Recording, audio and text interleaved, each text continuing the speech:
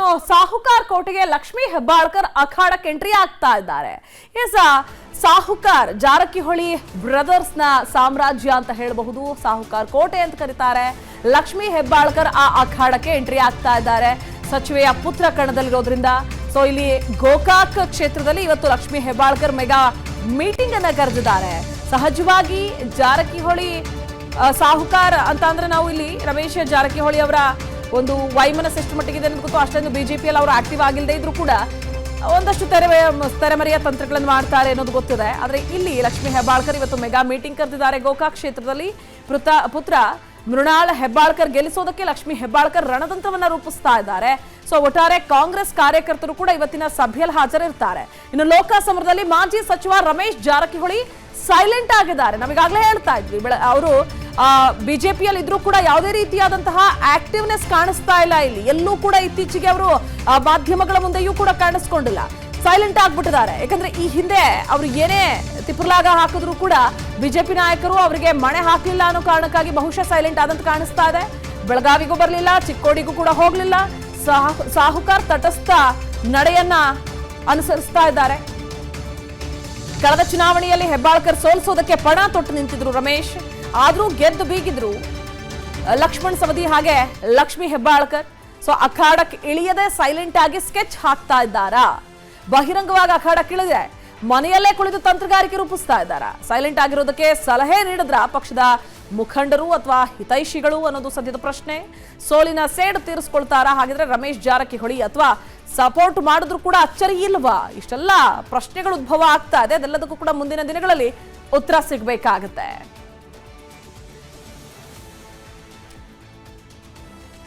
ಇನ್ನು ಸಾಹುಕಾರ್ ಕೋಟೆಗೆ ಲಕ್ಷ್ಮೀ ಹೆಬ್ಬಾಳ್ಕರ್ ಅಖಾಡಕ್ಕೆ ಎಂಟ್ರಿ ಆಗ್ತಾ ಇದ್ದಾರೆ.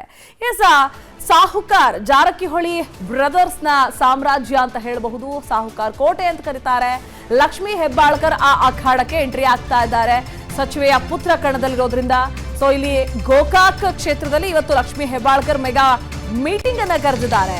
ಸಹಜವಾಗಿ ಜಾರಕಿಹೊಳಿ ಸಾಹುಕಾರ್ ಅಂತ ಅಂದ್ರೆ ನಾವು ಇಲ್ಲಿ ರಮೇಶ್ ಜಾರಕಿಹೊಳಿ ಅವರ ಒಂದು ವೈಮನಸ್ ಎಷ್ಟು ಮಟ್ಟಿಗಿದೆ ಅನ್ನೋದು ಗೊತ್ತು. ಅಷ್ಟೊಂದು ಬಿಜೆಪಿಯಲ್ಲಿ ಅವರು ಆಕ್ಟಿವ್ ಆಗಿಲ್ಲದೆ ಇದ್ರೂ ಕೂಡ ಒಂದಷ್ಟು ತೆರೆಮರೆಯ ತಂತ್ರಗಳನ್ನು ಮಾಡ್ತಾರೆ ಅನ್ನೋದು ಗೊತ್ತಿದೆ. ಆದ್ರೆ ಇಲ್ಲಿ ಲಕ್ಷ್ಮೀ ಹೆಬ್ಬಾಳ್ಕರ್ ಇವತ್ತು ಮೆಗಾ ಮೀಟಿಂಗ್ ಕರೆದಿದ್ದಾರೆ. ಗೋಕಾಕ್ ಕ್ಷೇತ್ರದಲ್ಲಿ ಪುತ್ರ ಮೃಣಾಲ್ ಹೆಬ್ಬಾಳ್ಕರ್ ಗೆಲ್ಲಿಸೋದಕ್ಕೆ ಲಕ್ಷ್ಮೀ ಹೆಬ್ಬಾಳ್ಕರ್ ರಣತಂತ್ರವನ್ನ ರೂಪಿಸ್ತಾ ಇದ್ದಾರೆ.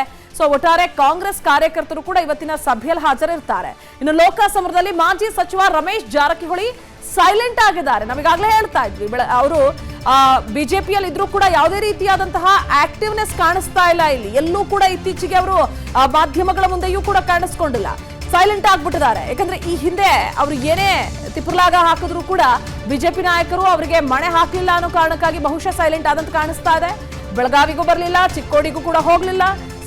ಸಾಹುಕಾರ್ ತಟಸ್ಥ ನಡೆಯನ್ನ ಅನುಸರಿಸ್ತಾ ಇದ್ದಾರೆ. ಕಳೆದ ಚುನಾವಣೆಯಲ್ಲಿ ಹೆಬ್ಬಾಳ್ಕರ್ ಸೋಲಿಸೋದಕ್ಕೆ ಪಣ ತೊಟ್ಟು ನಿಂತಿದ್ರು ರಮೇಶ್. ಆದ್ರೂ ಗೆದ್ದು ಬೀಗಿದ್ರು ಲಕ್ಷ್ಮಣ್ ಸವದಿ ಹಾಗೆ ಲಕ್ಷ್ಮೀ ಹೆಬ್ಬಾಳ್ಕರ್. ಅಖಾಡಕ್ಕೆ ಇಳಿಯದೆ ಸೈಲೆಂಟ್ ಆಗಿ ಸ್ಕೆಚ್ ಹಾಕ್ತಾ ಇದ್ದಾರಾ? ಬಹಿರಂಗವಾಗಿ ಅಖಾಡಕ್ಕೆ ಇಳಿದೆ ಮನೆಯಲ್ಲೇ ಕುಳಿತು ತಂತ್ರಗಾರಿಕೆ ರೂಪಿಸ್ತಾ ಇದ್ದಾರಾ? ಸೈಲೆಂಟ್ ಆಗಿರೋದಕ್ಕೆ ಸಲಹೆ ನೀಡಿದ್ರ ಪಕ್ಷದ ಮುಖಂಡರು ಅಥವಾ ಹಿತೈಷಿಗಳು ಅನ್ನೋದು ಸದ್ಯದ ಪ್ರಶ್ನೆ. ಸೋಲಿನ ಸೇಡು ತೀರಿಸ್ಕೊಳ್ತಾರಾ? ಹಾಗಿದ್ರೆ ರಮೇಶ್ ಜಾರಕಿಹೊಳಿ ಅಥವಾ ಸಪೋರ್ಟ್ ಮಾಡಿದ್ರು ಕೂಡ ಅಚ್ಚರಿ ಇಲ್ವಾ? ಇಷ್ಟೆಲ್ಲ ಪ್ರಶ್ನೆಗಳು ಉದ್ಭವ ಆಗ್ತಾ ಇದೆ. ಅದೆಲ್ಲದಕ್ಕೂ ಕೂಡ ಮುಂದಿನ ದಿನಗಳಲ್ಲಿ ಉತ್ತರ ಸಿಗಬೇಕಾಗುತ್ತೆ.